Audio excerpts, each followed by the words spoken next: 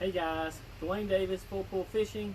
A lot of my friends on Facebook have been reaching out to me asking me how to catch a buffalo in pay lakes, and so I thought I would do a little video just to kind of give you some tips, help you become a better fisherman.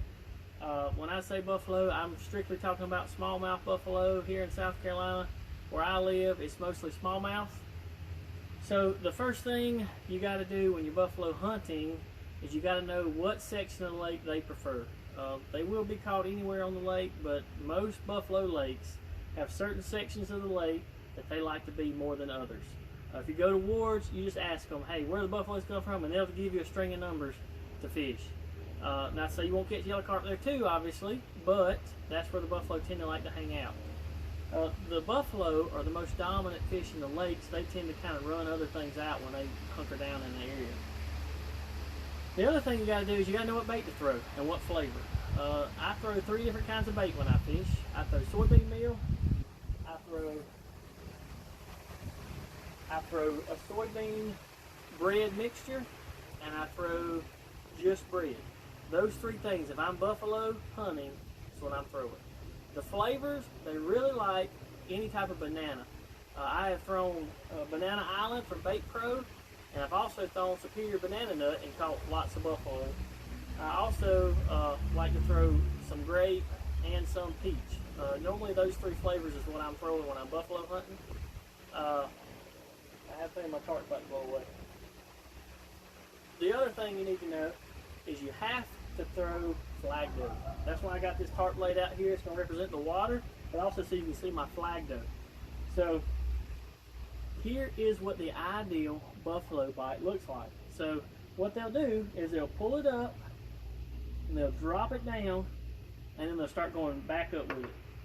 When you see that, you swing. I don't care if you slap jerk or you baseball swing jerk. If they pull it up, drop it down, and start going back up with it, you swing. That is the perfect buffalo pull. Now, they don't always bite like that, but a lot of times that's the way they bite. And I say that, I was at Wards about 2 years ago, and I was catching the fire out of yellow carp. You ever been to Wards, you know what I'm talking about. Catching the fire, and then they just quit. And I'd been about 15 minutes without catching a fish, which is an eternity at Wards. And he kept picking it up, dropping it down, picking it up. And I didn't realize at the time there were a bunch of buffaloes in the lake. I knew he had some in there, but I didn't realize to what extent. And now I know he's got a good mini buffalo in there, but at the time I didn't know. But I got frustrated. He dropped it down, he started going up, I swung on him, 27-pound buffalo. I was like, man, if I just known this when I got here, I probably would have landed a couple more, because they were doing that for a little while. The other thing I like to do is I like to swing a lot. Man, you got to jerk. If you buffalo hunting, if you think he's got it, jerk. Man, it ain't always going to be perfect. Sometimes they'll just kind of, they'll just kind of be doing that with it. Jerk, jerk, jerk. That's all I can tell you.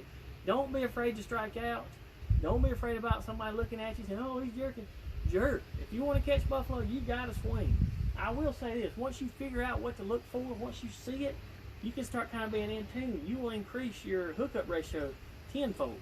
Now, I'm not saying you're going to catch one every other jerk, but you might catch, 25, 30%, 40%, where you wouldn't be catching any of those fish. So that's huge. I mean, a lot of guys can have got it dialed in where they're more like 50, 60% jerking. And I say that because you got those days where they're not really biting good and you're jerking a lot. That kind of brings that percentage down, if you know what I mean. So those are your tips right there. You got to know where they're at on the lake, know what to throw, know what to look for. And I'll say this too, if you're fishing a lake with a mixture of both buffalo and yellow and you're catching a lot of yellows and then they quit but they're still biting, chances are the buffalo have moved in.